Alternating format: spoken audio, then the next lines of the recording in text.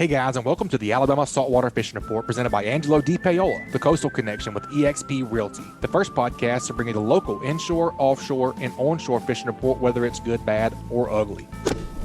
All right, guys, I am your host, Butch here again this week. And before we jump into the report, we got a really cool opportunity for you. We have partnered with AFCO, and they are offering all of our listeners a free sun protection mask with any purchase of AFCO products. They make a ton of great products for all types of anglers. All you have to do to get the coupon code is text the word fishing to 314-665-1767. Again, just text the word fishing to 314-665-1767 to subscribe to our email list, and we'll send you the promo code via email. All right, guys, we have a great Alabama saltwater fishing report lined up for you this week. But first, let's take a few minutes to check out a few of this week's great sponsors. This week's Alabama saltwater fishing report is brought to you by Sportsman's Marine. Sportsman's Marine has an extensive tackle selection of anything that local anglers need for saltwater and freshwater fishing, as well as boating accessories. They have the largest selection of the slick lure in Mobile and Baldwin County. They have AFCO, Pelagic, and Saltwater Fanatics apparel along with other local brands. Go check out their Edgewater, Wellcraft, and Vexus lines of boats. They offer engine services with 5-star Yamaha and Mercury mechanics. Also, if you're looking for a street-legal electric golf cart, go check out their Atric golf carts. Sportsman's Marine on Highway 98, and they also have a downtown location next to Mr. Jean's Beans in Fairhope, Alabama. And also brought to you by Mallard Bay Outdoors. MallardBay.com is the Airbnb-style marketplace for discovering and booking your next guided hunting and fishing adventures. The Mallard Bay platform was built by sportsmen for sportsmen. Their mission is to help expand access to affordable and successful hunting by connecting you with verified outfitters across the United States. You can browse trips and prices by state or species, select the dates you'd like to go, message outfitters, and secure your dates all from one platform, MallardBay.com. Not sure where you want to go yet? Reach out to them on Instagram or Facebook, and they can help you find your dream hunt. All right, guys, welcome back to the Alabama Saltwater Fishing Report. I am your host, Butch Theory. We have a special guest co-host today. We got Mr. Greg Sample. He's the new owner and president of Pure Flats. They manufacture the Big Slick, now the Slick Junior, which we're all very excited about, and the Little Slick. Welcome to the show, Mr. Greg. How are we doing today? Thank you, Butch. Doing great. Sure appreciate you guys having me on today. Yeah, man, no problem. We've been talking about trying to get you on the co-host for a while, but you're always running the roads, man. You're hard to get pinned down. Well, I'm enjoying fishing with some of those guides in your neck of the woods. And actually, we've moved kind of our primary fishing location down to Shell Beach, Louisiana, and fishing a lot of the Biloxi Marsh area. So it's great to hear a bunch of Bobby and Richard's old stories about competing in tournaments over there. Oh, yeah, it is. Always love to hear those. Get those two in a room together, and it's endless stories, no doubt. True that. Well, man, like I said, welcome to the show. Just kind of give our listeners a brief introduction about Mr. Greg Sample and kind of how you got to where you are today with Pure Flats. Well, perfect. Thank you, Butch. First, I want to start off by thanking all of you guys and the listeners on this podcast. It's really thanks to this audience that just dominates the amount of sales and activity that we have for Pure Flats and slick lures across that Mobile Bay estuary. I first learned about the slick lure about 6 or 7 years ago, fishing with Richard and Patrick down there. And, there's so many retailers around your area. There's so many tournaments that have been won with the slick lure. And just it's just been a great place where the lure, really got discovered and got to be very, very popular. So a huge shout out to you guys. Thanks so much for all the support in the area. It's helped us grow into North Carolina and Texas and Biloxi and Mississippi and parts of Florida. And it's just been it's been really fun watching what's happened to this business over the last many years. Very cool. Definitely got a lot of slick heads around here. We've got a lot of people converted over. It's been fun learning it, man. And it's a very versatile bait. And I really enjoy throwing it, as you know, bass and redfish and speckled trout and striped bass and pretty much anything. I haven't found anything that won't eat it yet. So it's been fun. I'd love to hear that. Yeah, well, Butch, I'll tell you a little bit about myself. I grew up in South Louisiana. We had a fishing cabin out in the middle of the marsh, kind of near Galliano in the Golden Meadow area. Fished a ton with my dad growing up as a kid. We did a lot of duck hunting as well, and little flat bottom boats chasing redfish and trout all over that Louisiana marsh was just it's a perfect weekend for me as a kid. As we got a little older, we stretched our legs a bit, started running down to Fouchon and Grand Isle and fish at, some of the salter areas of that marsh. And, it was really a way of life and a heck of a lot of fun. kind of through my mid-career years, I ended up moving to Atlanta in the late 1980s, spent about 28 years with the Coca-Cola Company. And during a lot of that time, we needed a closer place to fish. So we drive down to Mobile, and that's really how we got to know Garmison and Rutland. There's a group of us from Coke that have fished with Richard and Patrick many years, for about 8 years now, at least twice a year. And like I said earlier, they are the ones that introduced me, to the slick lure. And it absolutely became our favorite lure to fish. It's so aerodynamic. You can throw it a long way. We love the erratic action of it. I started fishing in Louisiana, had good success there. And, not too long after that, fast forward a little bit further, right at the end of COVID, I ended up taking a retirement from Coke, was driving to Houston to buy a bay boat. And I was listening to Uncle Joey Landreneau on the Speckled Truth podcast, telling the story of how he had lost a bunch of treble hook baits, on rocks and grass over in that Big Bend area of Florida. And basically how he came up with the slick lure. And I'm just chuckling the whole time because, I'm sitting here thinking, gosh, we love that bait.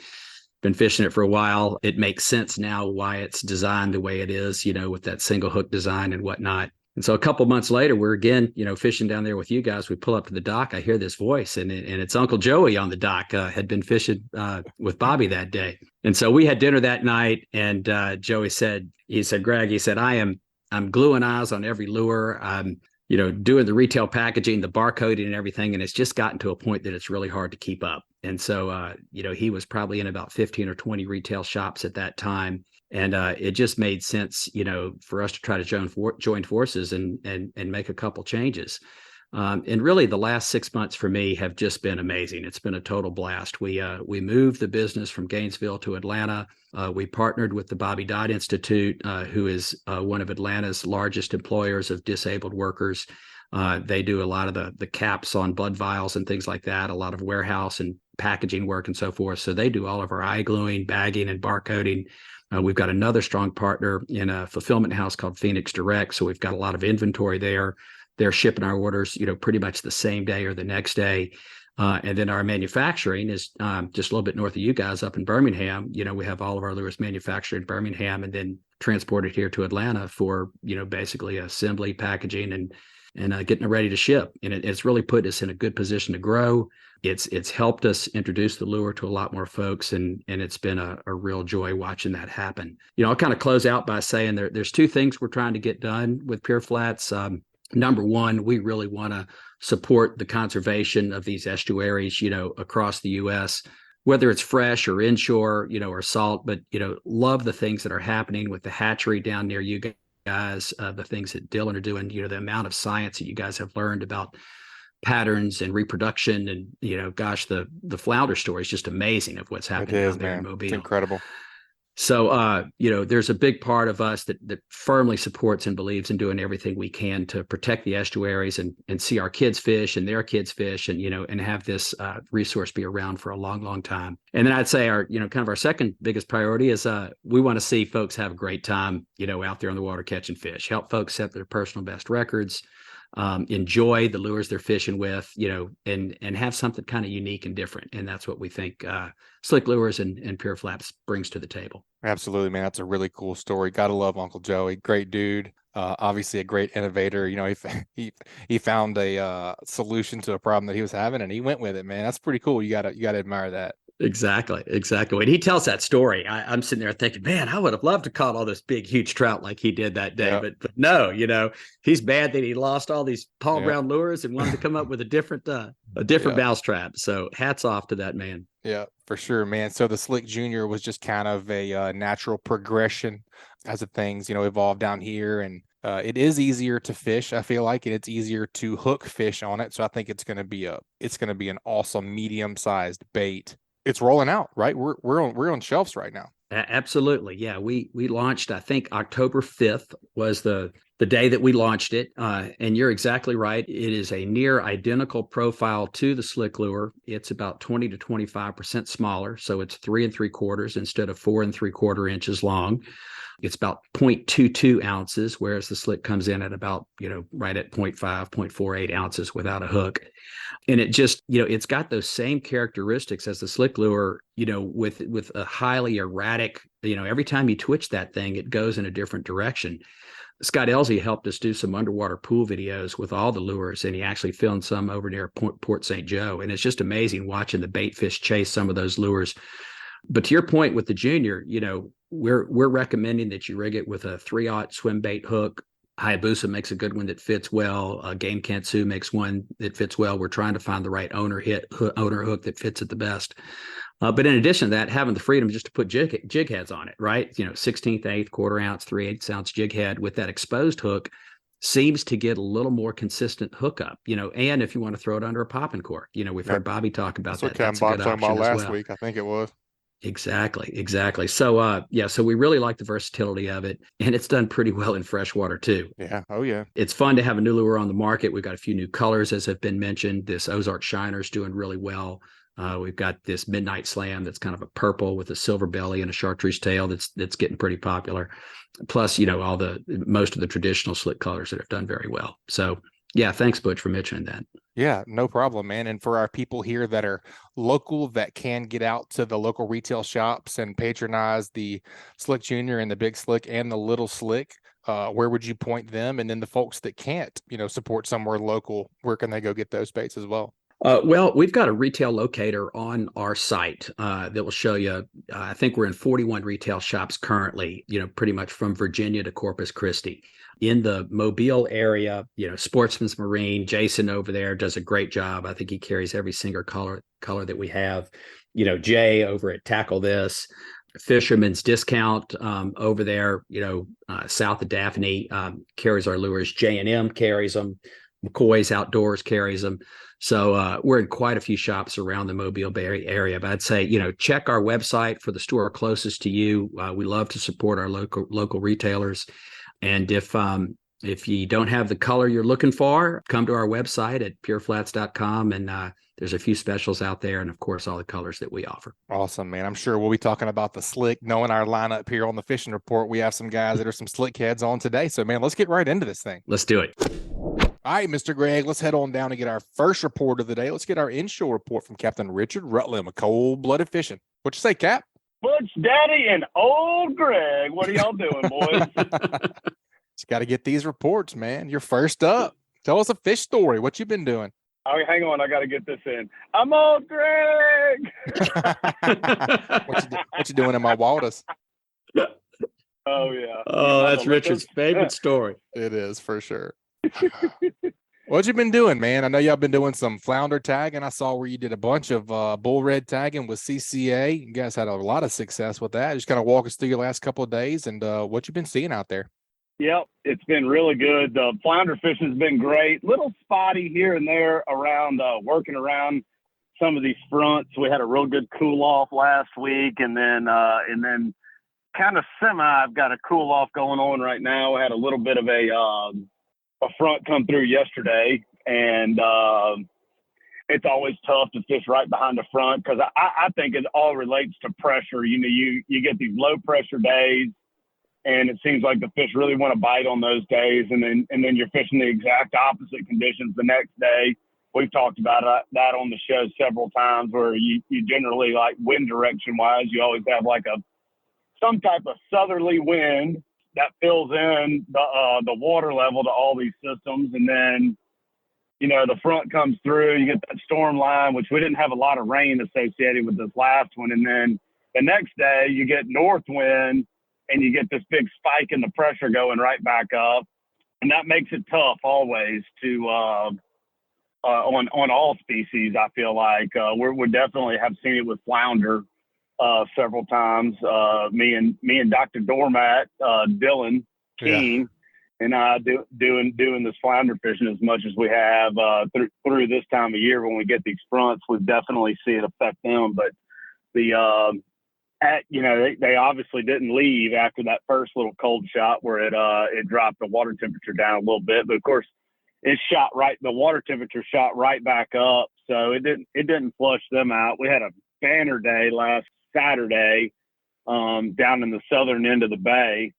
I think we caught 15 that day. 13 of those were taggable, and only one of them wasn't taggable because it was a Gulf flounder, because we're only doing southern flounders. And I think probably 8 or 10 of those were all like real close to 20 inches, 18 and a half to just over 20 inches. So we had some doormats. It was a lot of fun, and got it all done on plastic. We even took some time in the morning to cast net some real pretty finger mullet and fish finger mullet just as hard as we did plastic. It never got a bite on a finger mullet, which was very surprising. Wow. Yeah. Yeah, I was back to your comment about those fronts. About 2.5 weeks ago, we were down the Biloxi Marsh, and that first early October front came through. I think it was like October 9th. And, we saw the water temperature go from 78 to 69 degrees. And that second day, I mean, it was crazy. The only place we could find fish was at about 15 feet of water, like one of the deepest parts that we could find over in the Biloxi Marsh area. It's That's amazing. a big swing in temperature, man. It is. It's funny how fast they move, how fast they'll go to that deeper water, when those conditions change like that.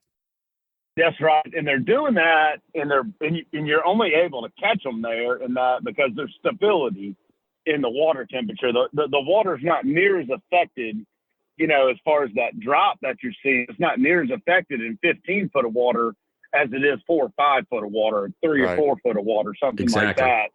So that's why you're having success there. And that's something for everybody that's listening to think about as well, fishing behind the fronts like this. If you're catching fish in shallow water in an area and then you're fishing right behind the front, find the closest adjacent deeper water relative to the area. When I say relative, like if the system that you're fishing in, the deepest water is 8 foot of water, and you've been catching them in 3 or 4 foot of water, go find that 8 foot of water. Or if it's even deeper than that, you got to think about it. What deep water is relative to the area that you're in, that you've been having success in. Sure. Your foul relative deep water is going to be different than your dog and in the bay, and West End, Dauphin Island is going to be different than all up here. That definitely makes sense. And we do harp on that a decent amount because it is very important. That's right. But anywho, old Greg, let me tell you, we've been doing all that flounder fishing at Pure Flats, just dropped that Slick Junior. And that thing has been so much fun to fish for flounder because it's for me, the thing I really like about it is the big profile of the body part of it, as far as it relates to flounder baits go, is big. So they've got something to find down there, relatively easy. And then the colors are just dynamite. Probably my favorite one right now is Ice Candy. That's the one that's got it's kind of the clear with the pink tail. Yeah, the opening night body with the pink tail. I really like that one a lot. I just got a package of them in the other day, and heck, I feel like I've ran through half of them in a week. That one's been really good. That pink in general has been really good to us as far as flounder goes. Love to hear that. Oh yeah, and then getting to do a little bit of trout fishing here and there, maybe early in the morning before we start flounder pounding. And that junior has been a lot of fun to throw on that swim bait hook. I tell you the things I really like about it. It's just a shrinked version of the bigger slick, of the original slick. Mm-hmm. And it darts around, almost has the exact same action on that Hayabusa swim bait hook. Really like that. And I love the ability to switch gears when I go to flounder fishing and be able to tie it straight to a jig head. I really like it on an 1/8 ounce jig head is my favorite. I'm glad you went there. I was curious to ask, how were you rigging it most of the time? Are you using a lot of Procure with flounder? And, how are you working it? Are you doing the hop drag? Like, we talk about, you don't want to get it over your ankle. That was my next question too. How are you working it? Yep, that's exactly right. I mean, I'm not doing anything different as far as my retrieve goes on a grub, but the thing, like when you get in some shallow water and you can see it and see what it's doing down there, it hops side to side so much, just like the big slick has for years that we've been fishing it. It really darts like what we'll call left and right a lot. So I think you're covering a lot of water with it, versus some of your other more streamlined grubs that you're using when you're fishing for flounder. Kind of just hop straight in a straight line almost back to you, and this thing wants to dart left, right, kind of go up, down. It's all over the place, making all kinds of commotion. And like I was getting back to the bigger profile of it as far as a grub goes, it's moving water down there, and it's kicking up mud and kicking up dirt, and those are the things that the fish are picking up on when you're moving it along. And then Greg, you said something about the Procure. It gets in there real good because y'all got that little belly slot down there in the bottom. Mm-hmm. So that's the first thing. I squirt a nice line of that Procure in there and then cover it around. And I feel like they really get good once they get broken in a little bit after you catch a fish or two and you got like some scuff marks all over it. It seems like that stuff really gets in there good then, That Procure, I feel like, is probably a lot better product than everybody gives it credit. Because I can squirt it and make 40, 50 casts, and I'll grab the bait to do like a little flip or something on a piling or some rocks or something, and I can feel that stuff on my hands. Feel greasy. And I'm constantly wiping it off, and some people are like applying that thing like 50 times a day, you know what I mean? I feel like you probably only need to do it about, 8 or 10 times a day, just a little dab goes a long way. I feel like. So true. Richard, do you see any different in the different, menhaden versus the inshore flavor or the trout flavor? Like, have you seen any difference in the different Procure flavors? As it relates to flounder, no.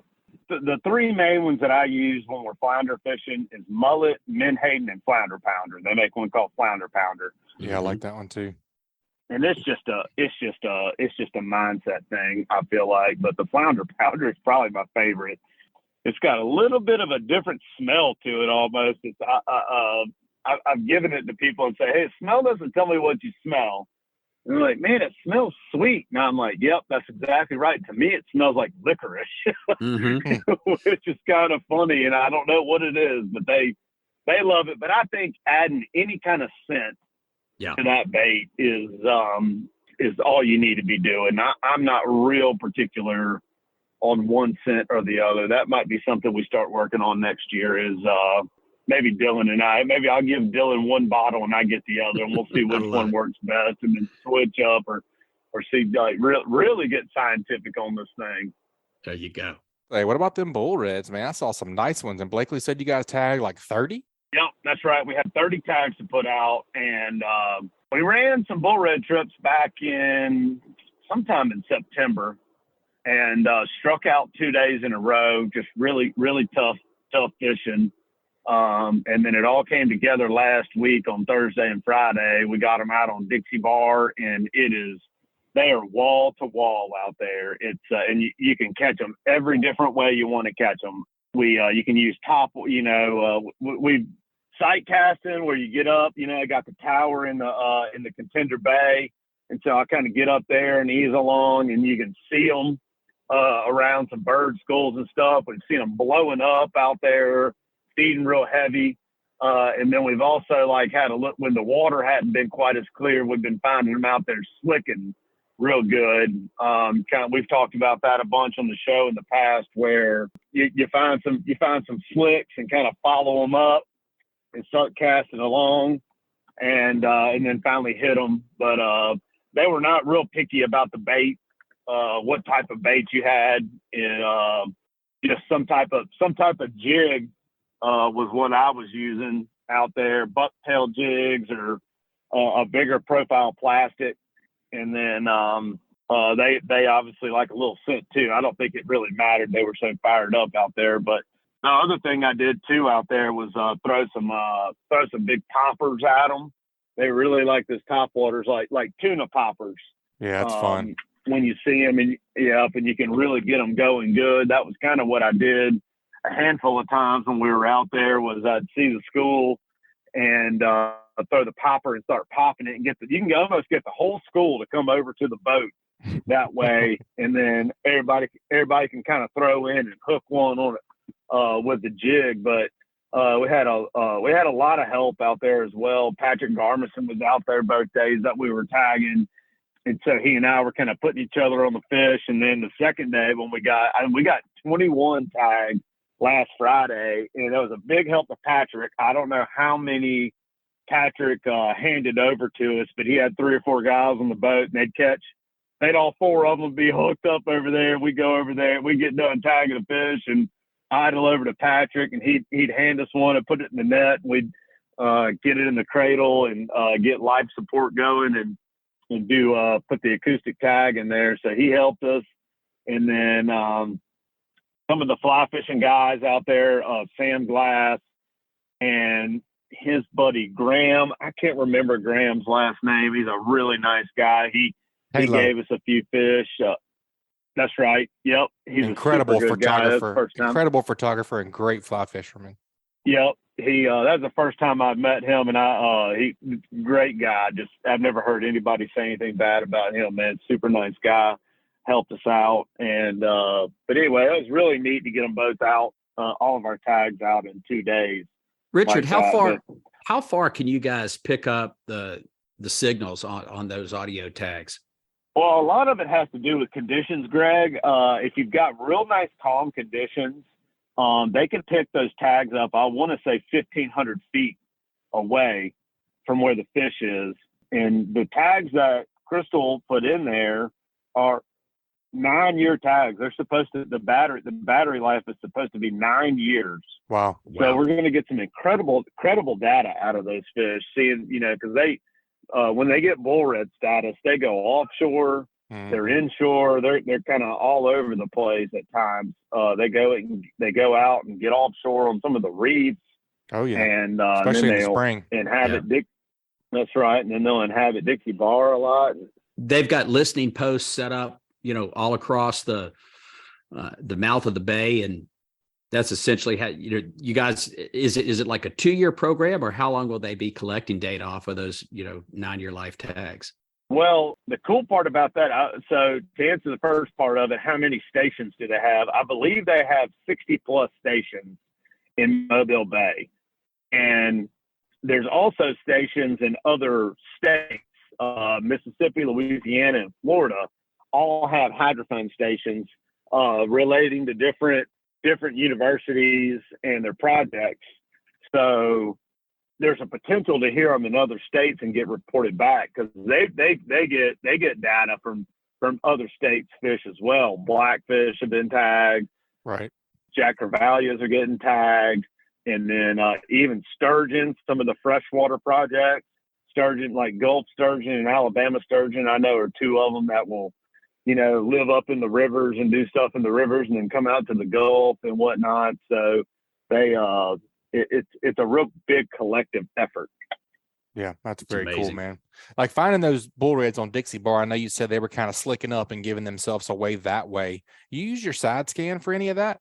For sure, use that Ray Marine really comes in handy at certain times, because most of like a lot of times what I like to do, especially first thing in the morning, when you don't have a lot of real good sunlight, is I usually run to the tip of Fort Morgan and I set the boat down, and I generally don't jump back up unless I see like a big wad of birds working and a bunch of crazy fish activity underneath some birds.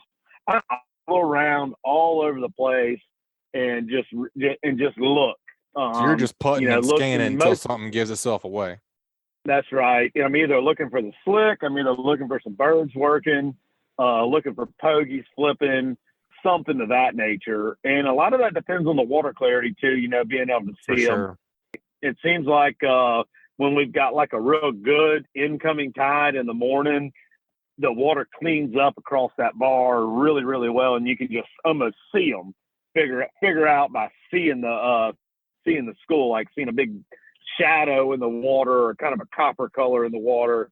And then when it's not, you got a falling tide and whatnot. That's when the slicks and the bird activity is what you really need to kind of hone in on that. But the side scan definitely comes into play. You really can, it put us and Patrick on a bunch of fish late last week. So that's definitely something. I usually set my side scan to shoot about 150 feet each side of the boat. So I'm scanning 150 to the right and 150 to the left is where I feel like I get about the clearest image in that depth of water through there. just ease along till you see some fuzzies on the sides or something that doesn't look right. Yeah. That's the best way. They're like, okay, guys, there they are on the right side, throw over, or circle around and get up current of them and go about it that way. Makes sense. What about speckled trout, man? That's kind of all we haven't talked about really as far as honing in on. I think I could go catch a flounder right now and a bull red. What about speckled trout? I know you mentioned a little bit in the very beginning. What's this kind of drop in water temperatures got those guys doing if you've been chasing them? Man, speckled trout's been kind of giving all of us a little bit of fits lately. There's a couple of the tidal rivers are starting to have some life in them on the western side of the bay. The Delta has not. The Delta's been very spotty on the reports. I know Captain Bobby and Captain Patrick have both made some big loops through the Delta with very little to report. We usually, generally by this time of year, we're catching them pretty good just south of the causeway from the Delta and whatnot, and catch them under a lot of birds and shrimp. And the birds and shrimp are all there. All that's going on, but it's been mostly catfish and jack crevallias and things of that nature. And so the times we are getting on them, it's a really good one day, and you go back the next day, and it's like somebody flipped the switch.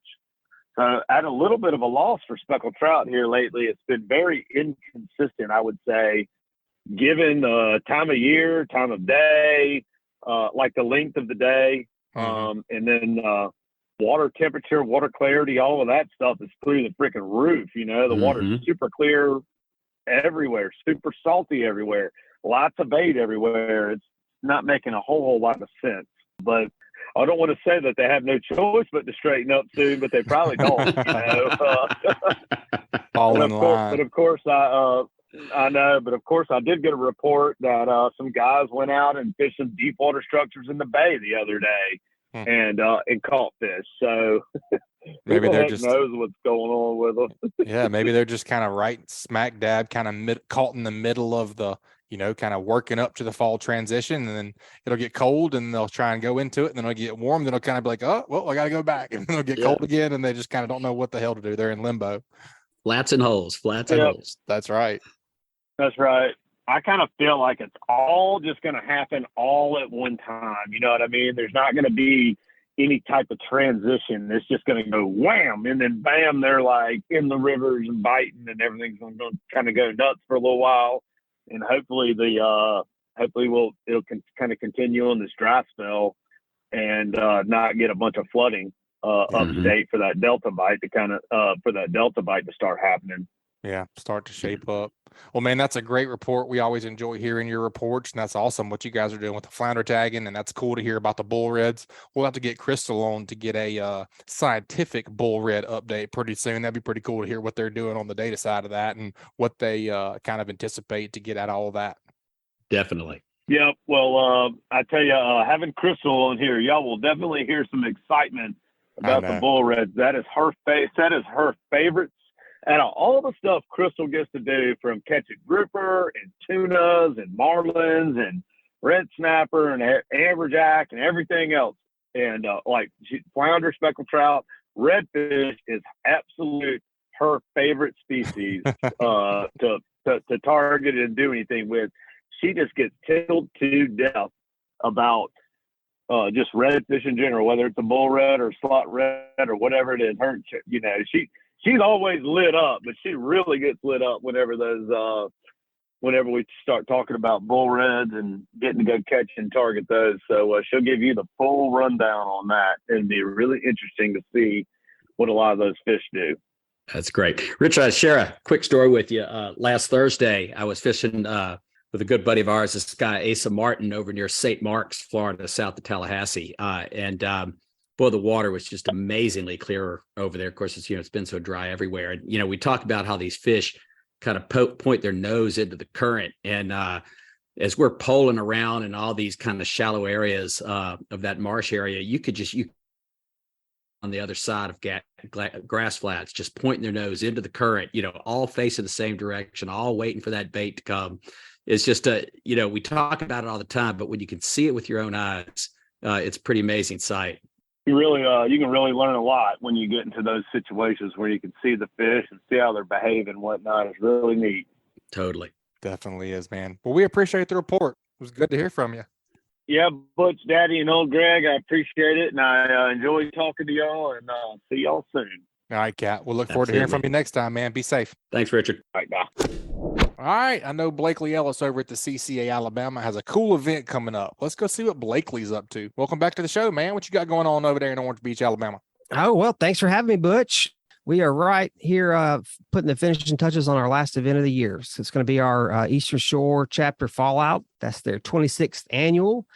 And that is we actually have a title sponsor for that now. So the Tool Expo Construction Supplies is our title sponsor for that event over there in Fairhope on November 3rd. We're going to do it at the Eastern Shore Arts Center. It starts at 6:00.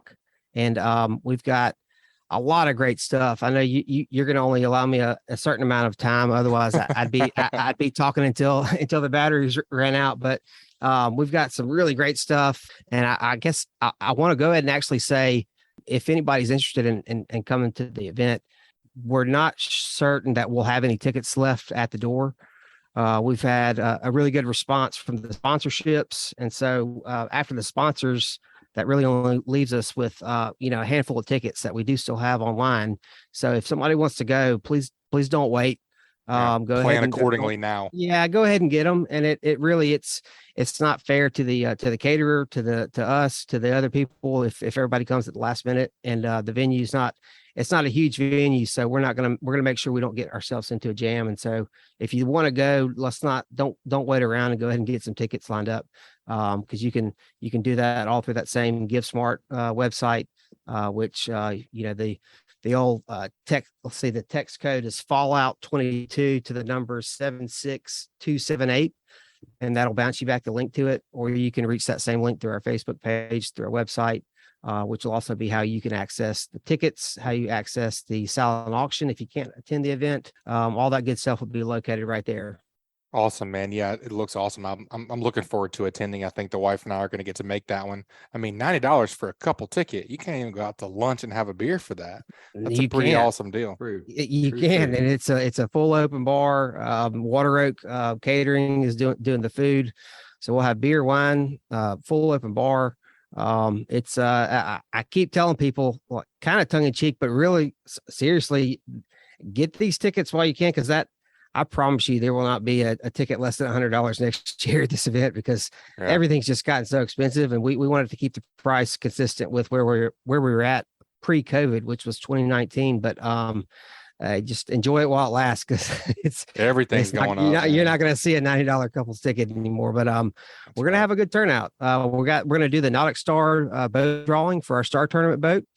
We ended up having as of last week, the fourth fish was caught. But we had two caught during the tournament. Neither of those anglers were registered. And then one angler was registered, but the tournament was over, that caught the third one. And then we had a fourth one called in about a week and a half ago. So 4 out of 30 were caught. So I would have liked to have seen somebody take it home, during the tournament, but yeah, sure. Yeah. But, we're happy to give it away to one lucky winner. And so that Yamaha 150 and the Nautic Star 21 foot ended up being a 2023 stamped hull. And then we've got a Magic Tilt tandem axle aluminum trailer. So that'll be there next Thursday night. We'll do a Facebook Live event for that. Lord willing, and the technology gods don't frown upon us. That's the plan. But I've been doing some research and consulting with some folks, and so everybody that paid their entry fee to the Star Tournament this summer for Alabama is going to be in that drawing, and we'll try to roll some of that momentum for the Star Tournament for 2023. Very cool, man. Blakely, the format for this year's tournament, happy with it? You see changes for next year? Great concept. I was over at the hatchery when those fish were getting ready to get tagged, and I just thought it was a great concept. Yeah, it is. It's a lot of fun, and it's a lot of work. I keep reminding folks of that as we're talking about next year. It is a lot of work, but people like Patrick Garmison and Richard Rutland. I talk about them a lot because they do a lot of stuff for us, but they were a big help in helping me get some of these redfish caught for the tournament. But yeah, that format of the tagging the fish and releasing them, it's really neat, and it brings some awareness to what we do. Being able to incorporate the hatchery that the state has over there and having a good relationship with them to allow me to, kind of not rent, but let me borrow one of those tanks and keep some of those fish there. Kind of takes the stress levels down a little bit for me from not having to count on it going out and catching the fish, tagging the fish, and releasing them. And so, but yeah, it's pretty neat as far as the format goes. I'm certainly not going to do any more than 30 fish. I wasn't shy when we first started talking about this. I put together the first proposal that we were going to send to, I think it was Yamaha, and I was working with our national office, and the part that talks about how many fish we're going to release, I had 12 put in there. And our Robert Taylor from our Houston office was like, well, I think we need to do more. And I was like, I don't want to. I know how many of these redfish get recaptured from our tagging program. It hovers around 14%, and so it won't be any more than 30 fish. It'll probably be 30 fish again, and I'll still be highly secretive with where those fish are deployed, and we'll keep the same color tag. Working. Hopefully, we'll have Nautic Star again. I believe Yamaha has said they're in again. So all we're going to try to do is expand it. Pick up some more sponsors so we can maybe have some early bird drawings or some early bird incentives for people to sign up. But right now we're going to stick to the big main single species, single prize, grand prize, and see how it shakes out from there. Very cool. Great stuff. Great stuff. Well, going back to the November 3rd thing, you guys text Fallout 22 to 76278. And I know you always guys do it right with the Daiwa. There's Ingle. There's a bunch of sim stuff. There's boat. Let's take a couple of, hit us a couple high points. What are some things that are going to be hot items this year? So Hookfire Outfitters, they've got an outfit down in Argentina for a dove hunt. So that's going to be a 4-person. We've got a lot of fantastic artwork that we brought some of it for the Orange Beach event 2 months ago, and it did really, really well. Both the guys and the women were going crazy over it. I've got Hayden Old's Tarpon Trip. That's going to be a live auction item. So if you wanted to bid on that and you've missed it in the last few years in the silent auction, find somebody that's going to be there that can bid on it for you if you can't, because that's a really popular item. The other tarpon trip we normally have with Troy Price, he actually has kind of flipped the script on that, and he's going to do a 2-person sight fishing inshore or fly fishing trip. He said he didn't like the pressure of so much that the tarpon are so finicky. And after this summer, he said he'd rather that's fair. He'd rather so he'd rather do an inshore sight fishing deal out of his skiff. So we've got the one tarpon trip, got a 3-foot by 5-foot full sized American flag that was flown over the U.S. Capitol in Washington, D.C. by Senator Shelby. And they flew over the Capitol for CCA Alabama. It's got a certificate and line share over there in Fairhope, a really nice frame and gift shop. They're doing a full mount on that. So it's not folded. I'm talking about the flag is 3 foot by 5 foot. So you go from there to add on to the frame, but it's a statement piece. That's cool. I had one behind my desk here for a couple of years before it sold, and I was kind of sad when I had to take it down and send it to its new home. But that's going to be a really cool one. We've got tons of inshore trips. Shane Traylor's donated a trip. We've got DOA Fishing, Noah Barker. I'm going to have so many guided trips in this event that I'm probably going to be pulling some back and using those for our end of the year online auction because I don't want to have too many of those out there, but yeah, a lot of the stuff you hear me talking about all the time, the Daiwa, AFCO, Sims, Toadfish, TFO, yep, Ingle, and then we've got some pretty cool stuff for the raffle. We're going to do a Louis Vuitton little wallet. We'll have some nice firearms, some Glocks, a flamethrower, a dining package. Gotta have that. Yeah, well, we had it in the Orange Beach event as a raffle item, and it did well. But during the live auction, everybody's like, "Put one in the live auction." It's like I only have one. I already did it in the raffle. I can't just produce these things out of thin air. But We've got Bert Guy's going to be our live auctioneer. He's a world record holder, live auctioneer. Bert does an awesome job. So we've got everything lined up: the food, the drinks, the venue, the items, the sponsors. Really, it's going to be a great buy a night. ticket. Yeah, absolutely. Absolutely. We love to have you, and come on and join us. Awesome, man. We appreciate you hearing the updates. We just talked to Captain Richard, and he was telling us about the bull red tagging, and I know you guys do a lot of that funding, and we really appreciate what you're doing for our fishery. Yeah. If folks want to patronize the CCA Alabama, what's something that they can do immediately or, in the near future other than the auction to get involved to kind of help out with these tagging projects? Honestly, the easiest way, is purchasing the license plate. That's something that it looks good, and we like it. I like seeing them on people's cars, but really know that the funds you're paying for that extra $50, $42 of it comes straight to us. We've got a lot of the states across the country. The government gets their paws on there and claws away a lot more than that, but we get almost all of that money straight to us to use for conservation projects. So that's one easy way. And then you could always, if anybody wanted to make a contribution through any type of foundation or just as an individual or corporation, you can donate directly to us, or attend one of these events and buy some auction items, buy some raffle tickets, because every dollar that we raise, it stays here in Alabama for these projects. The $35 goes to Houston for the membership. Outside of that, we keep all that money here to use for these local projects. That's awesome, man. Go get you a flamethrower. Yeah. Looking forward to being there, man. All right. Thanks, guys. Thanks for being on today, man. We'll talk to you soon. Thanks, Blakely. Okay. Yep. Thanks, Blakely. All right, guys. It's always good to hear from Captain Richard Rutland with Cold Blooded Fishing. You guys check him out at www.coldbloodedfishing.com.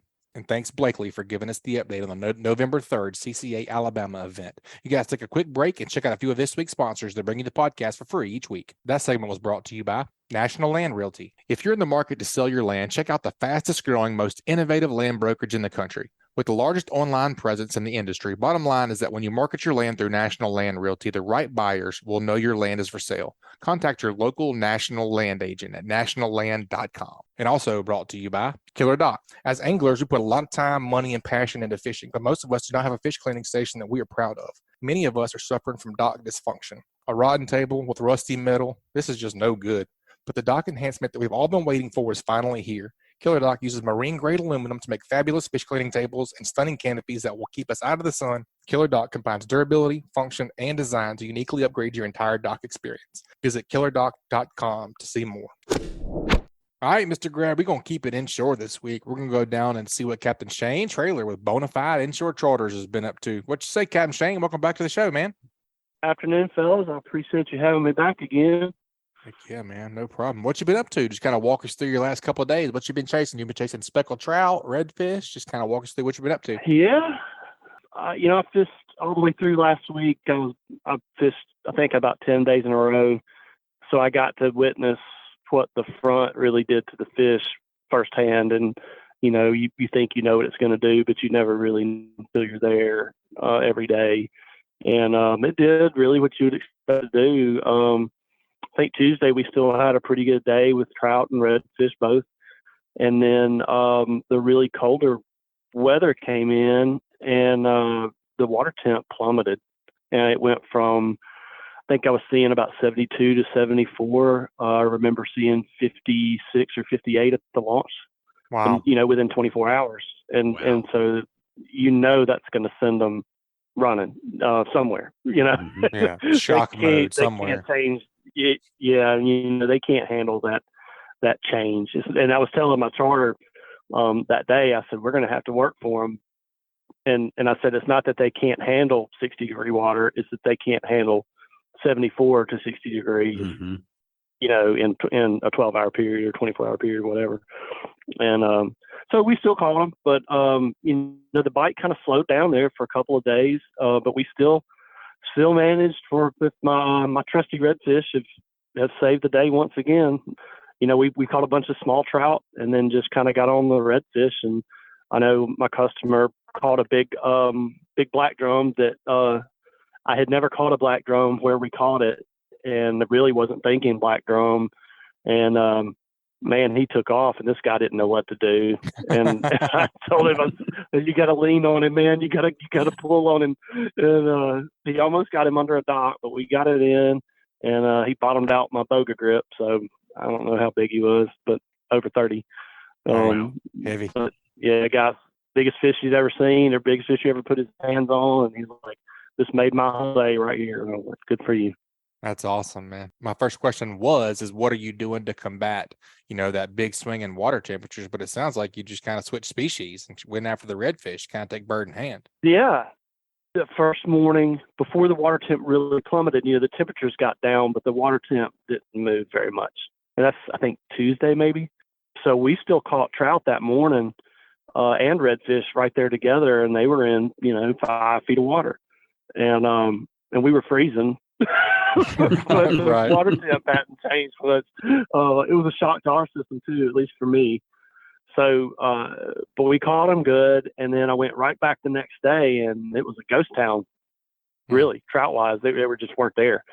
And so I just started hopping around and trying a few things. And like I said, we were catching some fish, but it wasn't the quality, I was looking for and that I felt were there. I felt like I was seeing the fish on the machine, kind of suspended, deeper water, which, I would expect. A lot of them were hugging the bottom. It looked like they just lethargic, and I couldn't get them to go. They just, I'm sure they shut down for a day or so, for the most part, and you kind of expect that. But they can't go long without eating. A day or two, and they got to chew, and then that served Friday, I guess. So we had cold front or cold weather Wednesday, Thursday, and then I think Friday it had leveled out. The water temp didn't change that much. It was still like in the low to mid 60s, but it has been there now for a few days. And man, they had the feedback on right back. I mean, they were right back where they ought to be, and caught some good fish, in that kind of 3 to 4 pound range. I was throwing the slick a lot. And I had my customers with the shrimp. I had a couple that were throwing the slick a little bit. And then I was throwing it just kind of, searching a little and looking for a bigger bite. And I got them. I let them get off, Oh, no. which is typical for me. I'll say I'm getting all that out of my system before December. You got it. Well, Shane, But, had they moved back to the shallower water again, or were you finding them, kind of in between depths? No, they were right back in the shallow stuff. And Friday, as a matter of fact, we had to be back at a certain time. My customers were on a schedule. But we've caught our biggest fish and best, bite really trout wise. We found them at 11 o'clock and they were in 3 to 5 feet of water. Wow. And I mean, they were eating artificials. We were out of live bait at that point. And I asked the guys, I was like, we got about an hour left. You want to run? Let's go up here, farther back in the rivers than we've been. And I was like, just go back and drift. I'm just curious. And I told them, they're pretty good fishermen. I said, I don't think we're going to get on anything at 11 o'clock with a bluebird sky, but let's just go see. And we get back there and now, as happens very often, these fish were right in there tight with a bunch of mullet. There was pogies in there, and the pogies weren't on the surface. I only knew there were pogies because I saw them, under the boat, swimming under the boat. I looked down and I thought they were mullet. I was like, oh, those are pogies.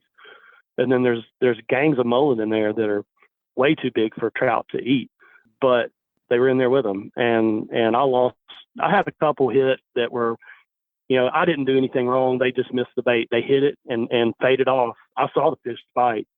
They hit that slick like a freight train, and they just missed it.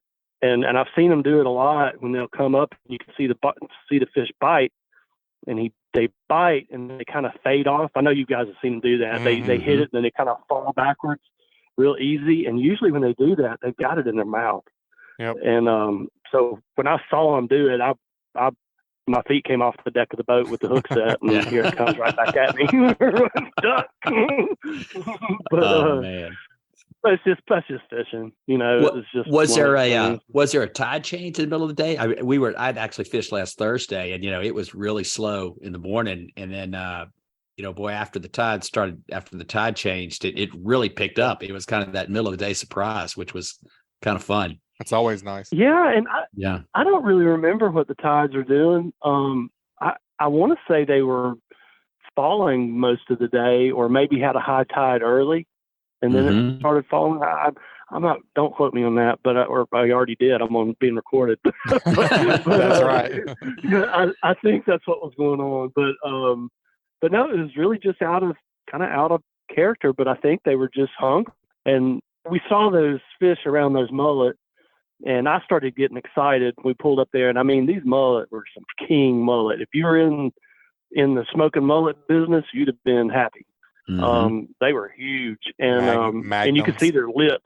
Yeah, man, you could look down there like that looks like they have lips, and like those are mullet, and they're big ones. But I had an old guy several years ago. We got on a bite that I know people have seen what they call smoking mullet. Oh yeah, where they're just hovering on the surface. We were around those fish, and we were catching trout like crazy, and they were right in the mullet. And if you got away from the mullet, you get no bites. And you turn around and go right back through the mullet, you get bit. And they weren't eating the mullet. They were big enough where there's no way they're eating the mullet. And the mullet aren't spooky. They're just hanging out. And maybe it was a security thing. Maybe they were just chilling with some fish their size.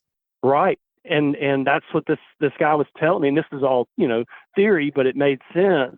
And because a lot of times I would see these big gangs of mullet, and I was like, oh, we got to get away from these things because, there's nothing in here eating these things. Well, what he thinks is they use it for cover. Yeah. And they use them, the bait fish aren't scared of the mullet or the little mullet or the pogies or the lot of glass minnows in the water. And, they're not scared of the mullet. And so they come up around them, and guess what? There's a trout and ready to eat them. And I really think it holds true sometimes. They're not all the time, obviously. But it held true the other day. And I got excited when we got around the mullet and we started catching fish. The guy's like, "You're right." I'm like, well, mark that down. Right? That's right. I was right one time. But there were redfish in there with them too. I did see a couple of reds in there right with them. And they were all about the same size, like you said. So they're, good size fish to catch. But I think you're right. I think they kind of schooling up by size, and they're using them for cover or security, or when there's 1,000 fish in the water, everybody feels safe.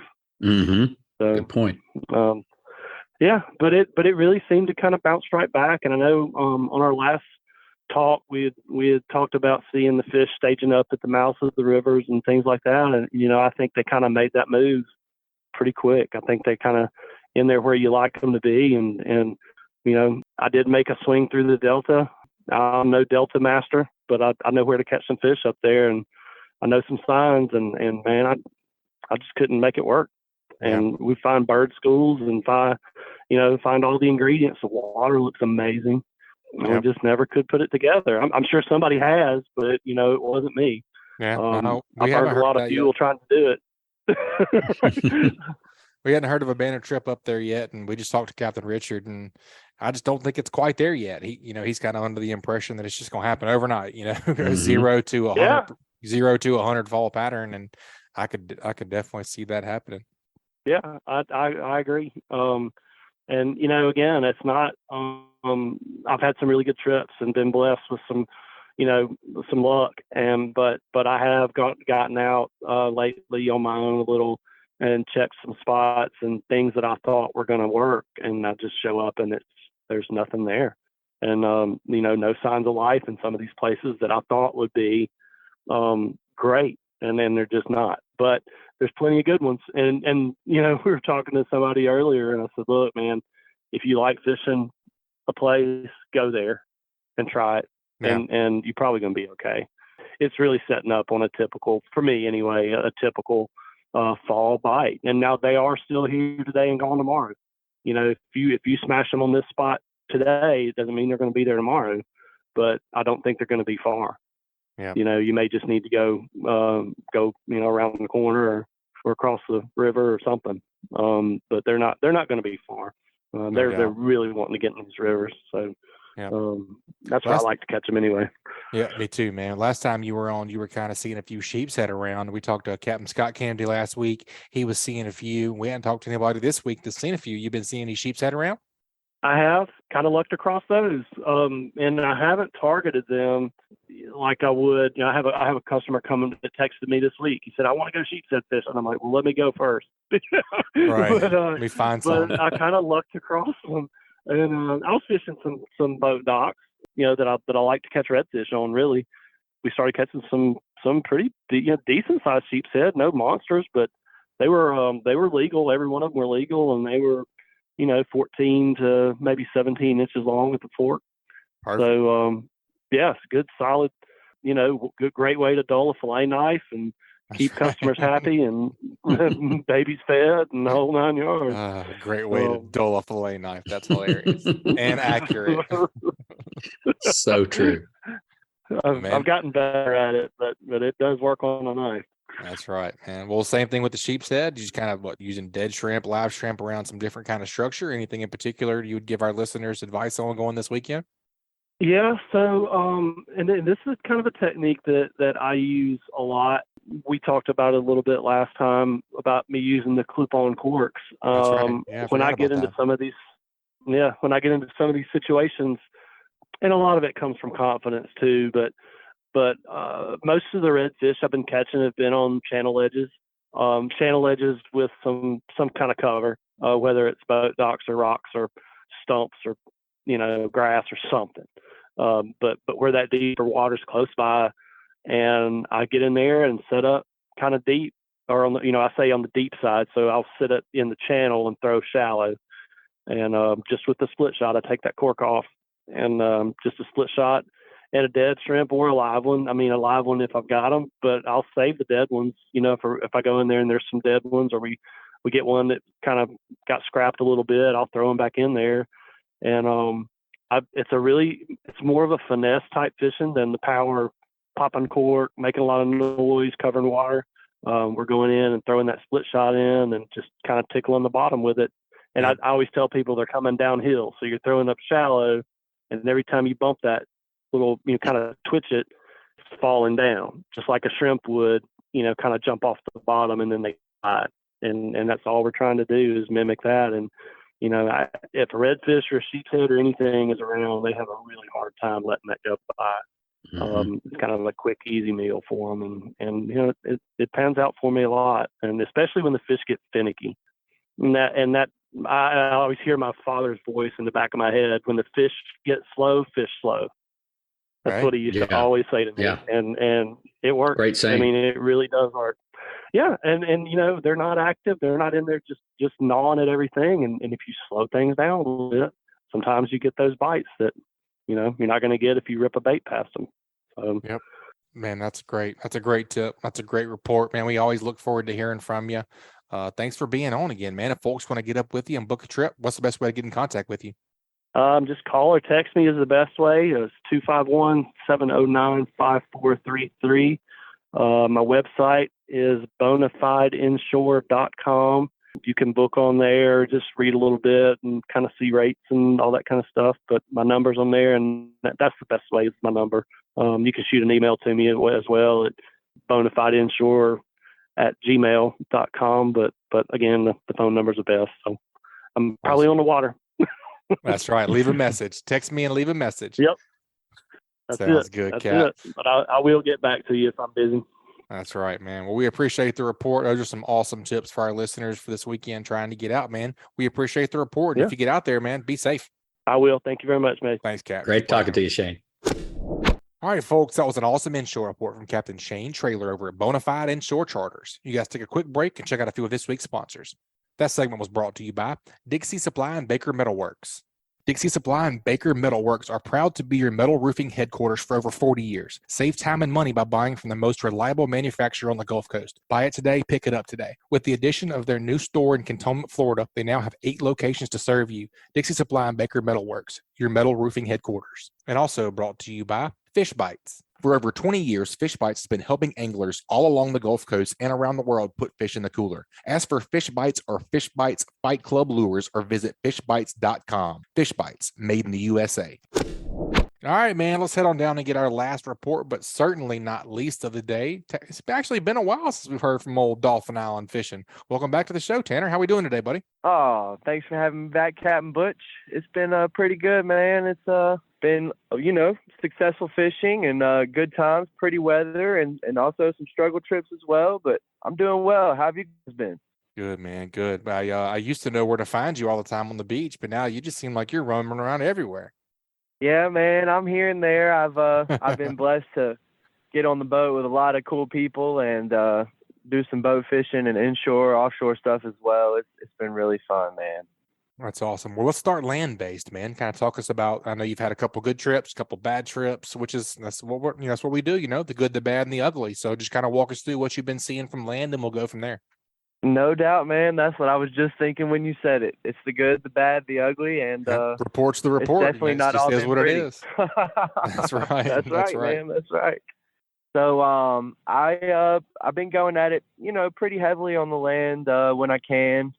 I made the move down to Coden from Mobile recently in the meantime, and got myself a little fish camp going on down there, and it's been real fun. I've been fishing a lot in my spare time and making some land-based trips, and like you said, it's not all been great. I've done a lot of flounder fishing and trying to target those guys like I was, 2, 3, 4 weeks ago on the land, and fishing a lot of these similar areas, and don't necessarily want to call them spots because all over the island there's places that you can access if you take the time, and just trying to play off conditions and wind and current and seeing what we can do, and been going, and the flounder have just been leaving me lonely. It's been tough stuff on the land, and same for trout, and I hadn't really been catching many reds from land either. It's been kind of a couple of skunk trips going on. I think white trout may have saved the day a few times. We all know what that feels like. Oh yeah. Yeah, no doubt, man. I don't think that you're alone, like out on an island with the tough bite. We just talked to Captain Richard a few minutes ago, and he said the flounder bite's been pretty tough too.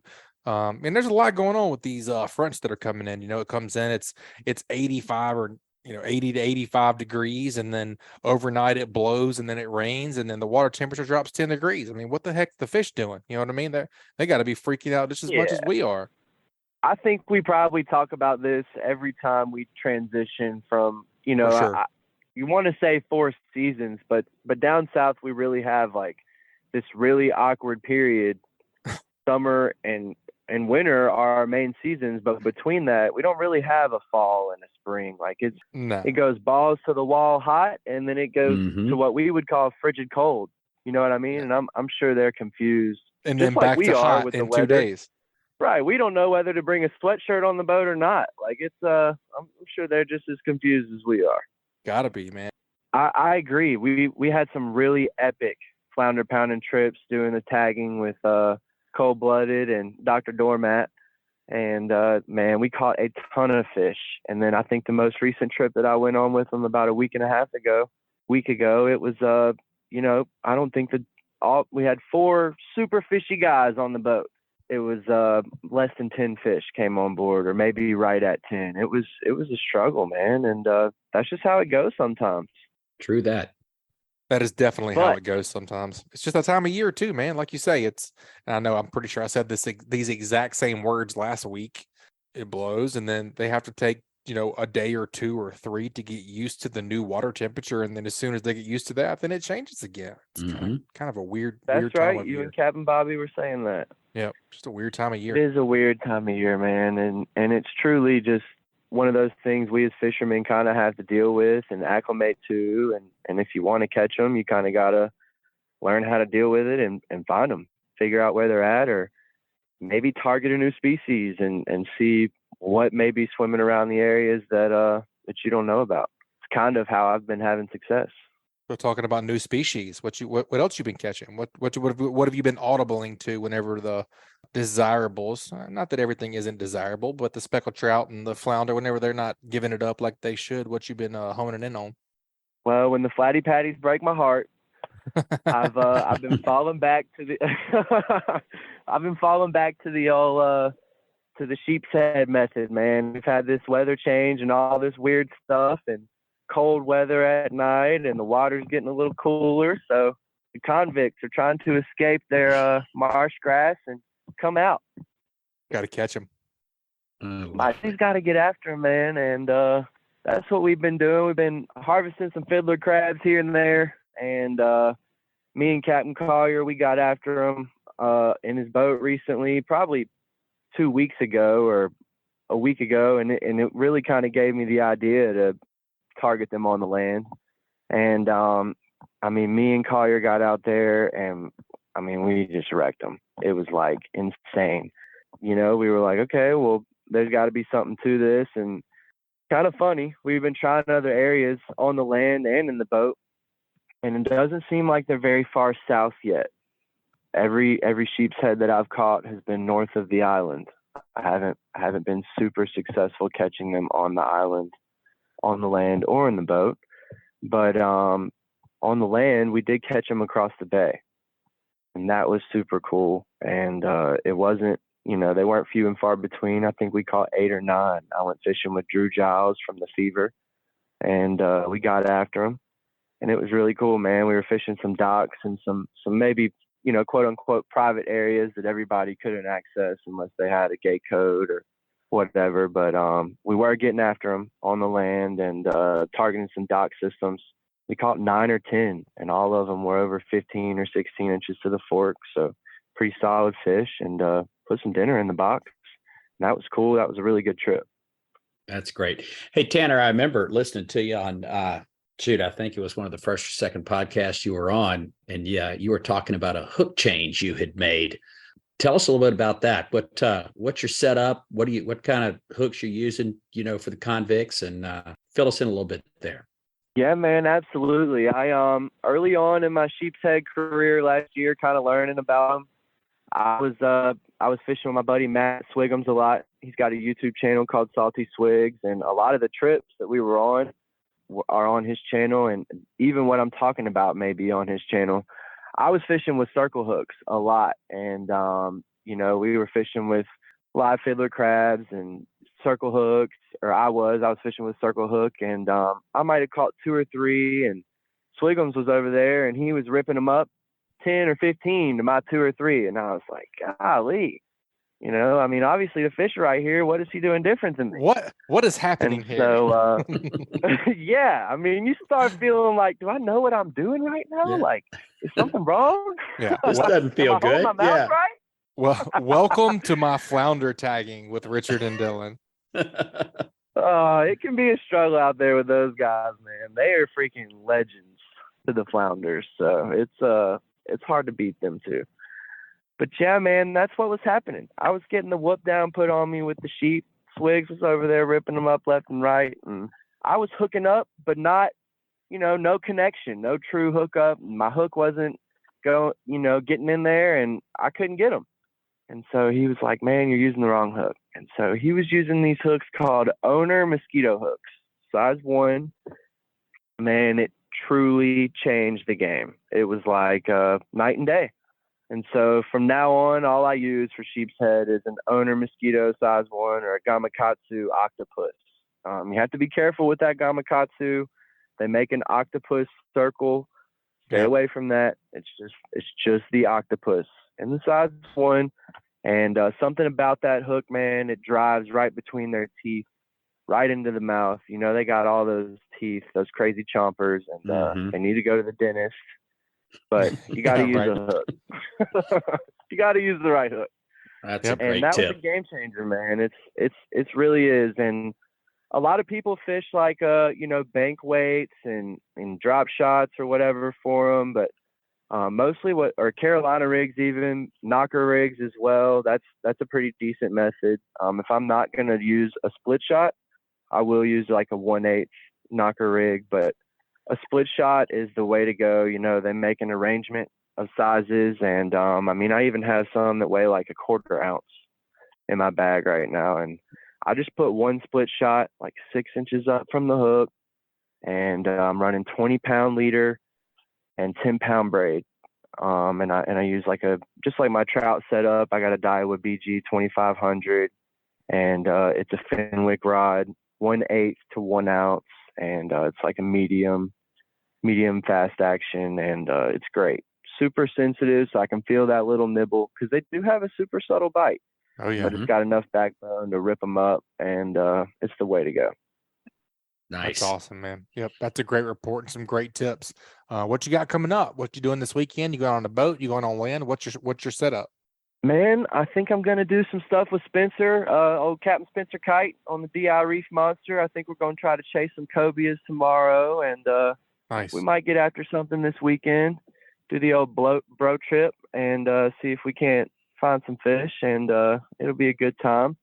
But I'm sure I'll try to get after some sheep's head as well today. Before I even started the report, I was out there again with Mr. Drew Giles from the Fever, and we were doing some sheep's head fishing, and I think we caught 30 or 40.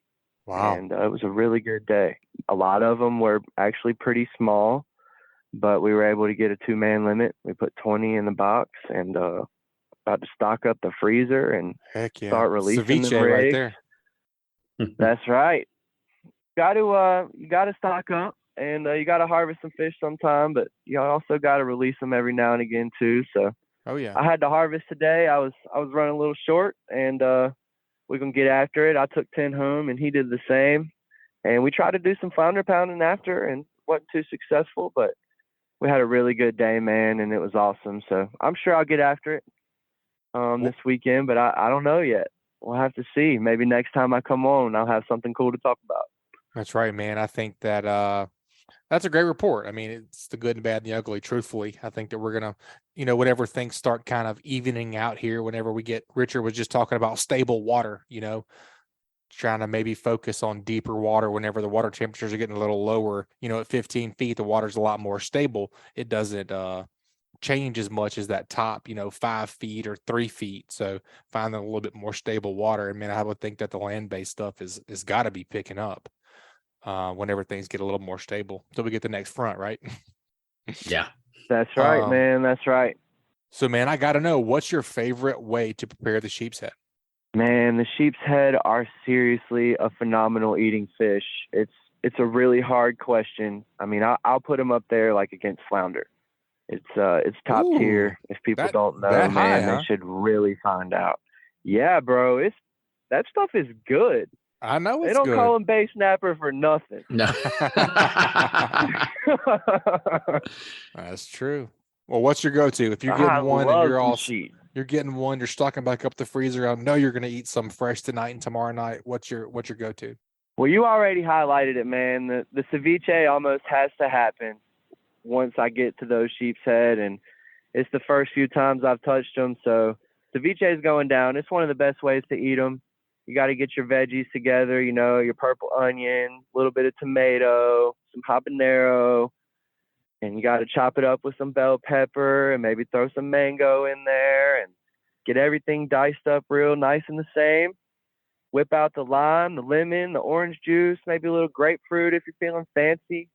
Dice up that fish and let it sit in that acid for a long time. It'll turn all white. Mix in your veggies. Let it sit there a little bit.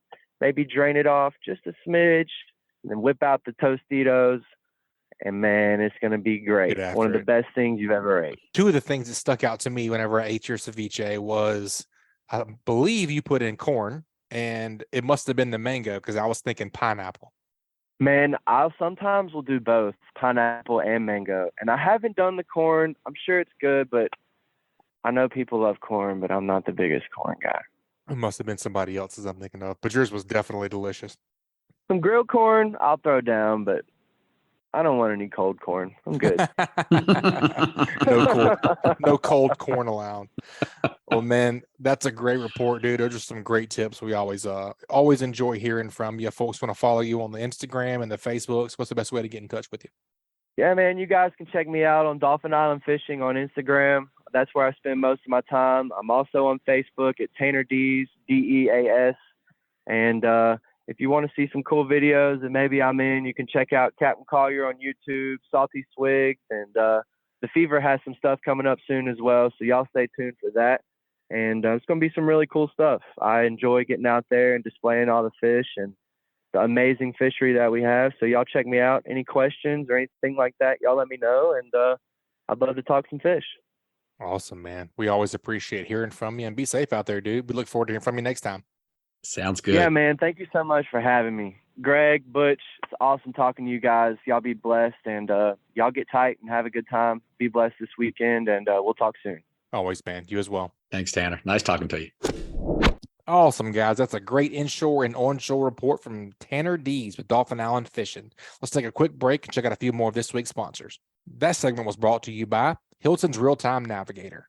The days of heading out and blindly looking for good fishing areas are pretty much over. Don't waste time and money on fuel searching for fish. You need the most recent, highest resolution images to not only know where to go, but where not to go. The knowledge provided by today's technology is critical when planning an offshore fishing trip. Make the choice that professional captains all over the Gulf make and choose Hilton's Real-Time Navigator. The easy-to-use interface and excellent customer service will have you on the fish every time you go. Check them out at hiltonsoffshore.com. And also brought to you by Test Calibration. Is your diesel engine showing signs of low pressure or excessive engine smoke? If so, you may be in need of a repair to your diesel fuel injection system. Test Calibration has been selling and servicing diesel turbochargers and fuel injection systems since 1976 and are up to date with all the latest diesel technology. No matter if you're running a diesel in your boat, tractor, or truck, Test Calibration can help you. Contact them at 800-822-0057 or visit them online at testcalibratindieselandturbo.com. All right, Mr. Greg, as a guest co-host, you cannot get out of here today without doing What Did You Learn, man? What'd you pick up from today's show? There's a lot of good information flying around. It was a good show. I love the What Did You Learn section. Well, I got 4 things, Butch. I love Richard's comment about the side scan. You know, a lot of times you're out there, you don't see sign. You know, we all know the tradition of clean water, bait, you know, some kind of activity, but when it's not there, you know, I love the side scan idea, idling around, you know, until you find them. And it's amazing how successful that can be. Well, those guys are so good. Those guys are so good at their electronics that it's just, I'm still getting used to I don't even know how to work the dang thing on my new boat, my Blackjack, the Garmin. Yeah, the side scan things. I mean, it's invaluable. You can literally see what's under you and out from beside you. So yeah, go ahead. Sorry to interrupt you. Especially in conditions like that. Second, I love the procure concept on the broken in lures. I had never thought about, you know, those lures getting chewed up and kind of getting little pits in them and how that holds, you know, a little extra scent. That was an aha for me too. So that was a good second one. The third one, you know, I love Shane's comment about when the fish get slow, fish slow. I have that one written down as what I learned too. Yep. Yeah, I love that saying. It's true. And then the last one is, you know, I'd heard it before for Tanner and it really stuck, and it stuck again, is getting the right hook, you know, for those sheep's head. That owner size 1 mosquito hook just makes a lot of sense. And so that's one that I need to get more of those in my tackle box. Yep, I understand, man. It's all about matching up. You know, I mean, you don't want, we talk about it all the time on here as far as live bait and even artificial. I mean, you don't want a sheep's head hook with a hardtail for an amberjack. I mean, it makes a big difference matching up what you're using with your terminal tackle. Yep. And learning from these guys that do it all the time, you know, really have honed in, you know, the right equipment for the job. You know, even the discussion a couple of weeks ago about that Bobby had about the type of rod and the type of line, and just, you know, great learning week over week in the show. Yep. Oh man, you cut your learning curve in a quarter or a quarter of a quarter. I mean, how long did it take those guys to figure that out? You know what I mean? We get to listen in and learn every week. Exactly. Yeah, pretty incredible. The only thing that I have to learn from that was the big rafts of mullet and the trout kind of holding on to those guys, kind of being incognito. That's very intriguing to me. What are your thoughts on that? Yeah, you know, we've all pulled up to those bird schools, you know, and thrown a couple of lines in safety there. in numbers, right? I mean, safety in numbers. If you're not worried about these fish eating you and they're the same size as you, why would you not hang out with them? Yeah. And, you know, I was going to make the point that, you know, you pull in a couple of sail cats and you're like, oh man, you know, there's nothing here. But then you kind of get around some edges and stuff and you pick up some trout and you're like, wait a minute, there's more here than, the first thing you see. So Meets the eye. Yeah. exactly. Yep. Also, I took I think it was Shane that was saying he was really honing in on the channel edges for the redfish and the sheep's head, kind of Mhm. fishing from deep to shallow, kind of Mhm. fishing to the end zone, so to speak. Mm-hmm. It makes a lot of sense, especially with the changing water temperatures and the transition that we're in right now. That definitely stuck out to me as well. Yeah, especially where, we've got such temperature change day to day, and we know those fish are moving back and forth from flats to deep. And Yep. where are they on the day you're fishing? So yeah, makes a lot of sense. You gotta find them. Gotta find them. You'll find out. All you gotta do is cast and know, right? You don't know until That's you it. go. That's it. All right, guys, that wraps up another great segment. Let's take a quick break and check out a few more of this week's great sponsors. This week's What Did You Learn was brought to you by MB Ranch King. MB Ranch King hunting blinds and feeders are built to last right here in the USA. With durability and convenience in mind, MB Ranch King's maintenance-free blinds are constructed with high-grade steel and come in a variety of sizes to meet any hunter's needs. They offer high-quality, easy-to-use corn and protein feeders that can be filled with both feet on the ground. Call Kevin today for more info or a quote at 205-807-2937. MB Ranch King, built in the pursuit of perfection. And also brought to you by Bucks Island.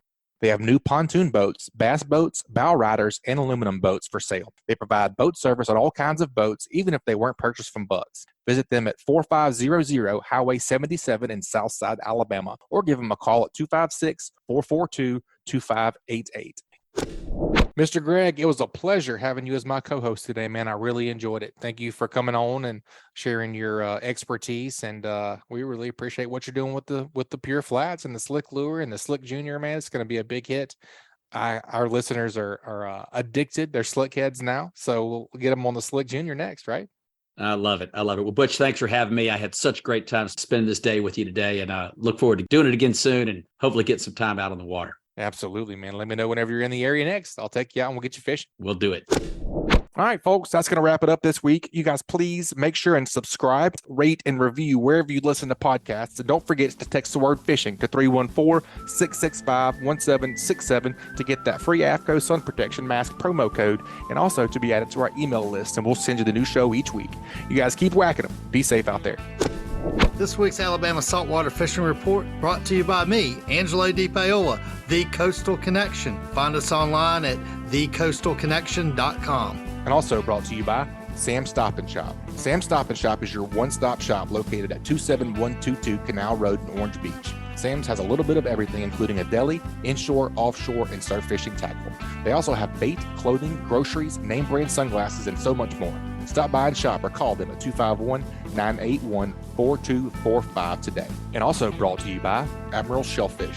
Admiral oysters are available by the dozen at Bon Secour Fisheries, Inc. in Bon Secour, Alabama. From a simple, nutrient-dense appetizer at home or a shucking party with friends, Admiral oysters will steal the show. Follow their adventures on Instagram at Admiral Shellfish Co. And also brought to you by Richardoni Family Dentistry. You're going to need a good dentist, so you may as well make an appointment with fellow angler Josh Richardoni. He provides services for all ages and accepts most dental insurances. Call today to book an appointment at 251-342-6672. And also by Photonis Defense, simply the best in-class night vision systems ever built. Contact them at photonisdefense.com to learn more. Photonis Defense, Masters of Darkness. And also brought to you by United Bank. United Bank supports our farmers with financial products and services designed specifically for agribusiness. All loans subject to credit approval, equal housing opportunity lender, member FDIC. And also brought to you by L&M Marine. L&M Marine has something for everyone, from small hunting boats, pontoons, as well as bigger bay hybrid boats for the hardcore angler. Go visit them at 34600 Highway 59 in Stapleton, Alabama, or call 251-937-1380. And also, Foster Contracting, Fortified Roofing Pros. Did you know you could save up to 40% on your homeowner's insurance with a fortified roof? Learn more at fortifiedroofingpros.com or call them at 251-973-9999.